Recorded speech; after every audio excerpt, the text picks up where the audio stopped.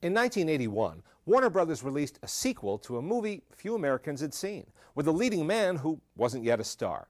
In fact, they had to pretend this wasn't a sequel at all. Allow me to explain. In 1979, Australian writer-director George Miller and his producing partner Byron Kennedy cooked up a wild idea for a movie called Mad Max.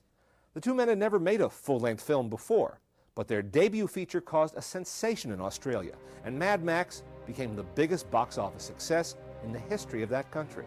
It was also a stepping stone in the budding career of their star, 23-year-old Mel Gibson.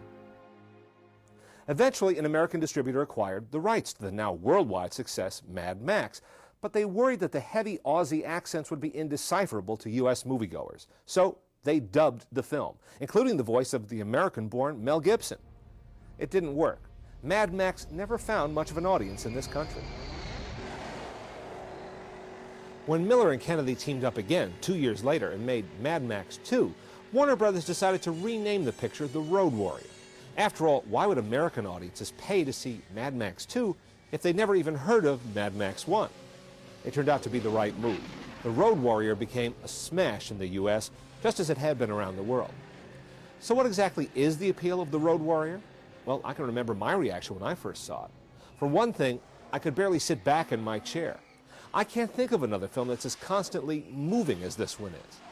John Ford made history when he staged an Indian attack that lasted 11 minutes in his classic 1939 Western, Stagecoach. Well, the tanker chase in this movie runs 13 minutes, and it's just one component of a film that you could call a non-stop chase.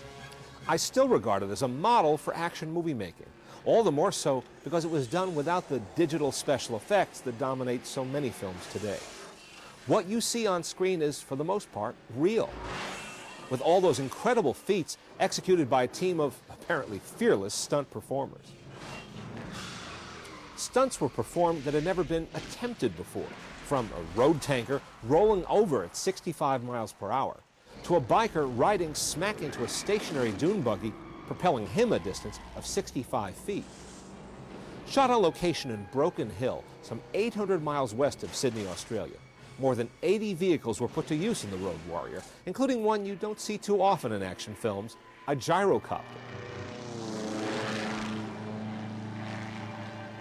But most importantly, Miller and his writing partner Terry Hayes, working with Brian Hammett, refined the character that introduced in Mad Max by exploring the roots of mythology and the works of Joseph Campbell, just as another filmmaker named George Lucas had done a decade earlier when he was writing Star Wars. It's no accident that Mad Max appealed to audiences around the globe. He has universal qualities as a warrior, a survivor, and ultimately as a champion of the oppressed. You want to get out of here? Talk to me. That's a timeless kind of character you might find in a Western or a samurai film.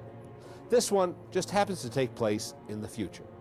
So sit back, fasten your seatbelt, and enjoy The Road Warrior.